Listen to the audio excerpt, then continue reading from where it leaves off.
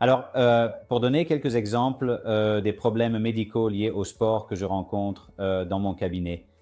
Prenons par exemple un patient qui vient avec un tennis elbow. En général, il ressent une douleur à l'extérieur du coude lorsqu'il joue au tennis. Pas forcément en jouant au tennis, même d'autres sports peuvent provoquer ce problème.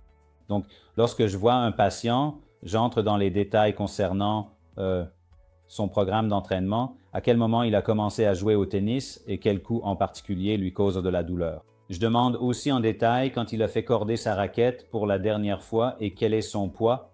Un autre exemple, c'est ce que l'on appelle le genou du coureur. Là encore, il s'agit d'une usure du tendon rotulien à l'endroit où il s'attache à l'os. Les patients souffrant de blessures sportives, qu'ils soient amateurs, sportifs du week-end ou professionnels, et il y a beaucoup d'intérêt pour la course à pied de nos jours. J'ai vu cet engouement croître de façon exponentielle au cours de la dernière décennie environ.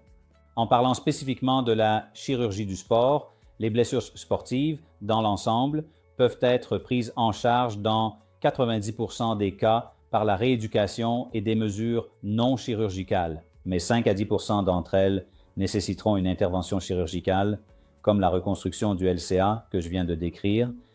Compte tenu des avancées réalisées au cours des 2 ou 3 dernières décennies en chirurgie arthroscopique, nous sommes désormais capables d'effectuer des interventions importantes à travers de petites incisions. Comme je l'ai dit, notre objectif en tant que médecin et chirurgien du sport est de les soigner, mais aussi d'examiner les facteurs qui ont pu causer ce problème et de les traiter. Et une fois que nous les avons traités, nous les intégrons dans une rééducation précoce et accélérée afin qu'ils puissent reprendre le sport le plus rapidement possible. C'est particulièrement important si c'est votre profession. Merci.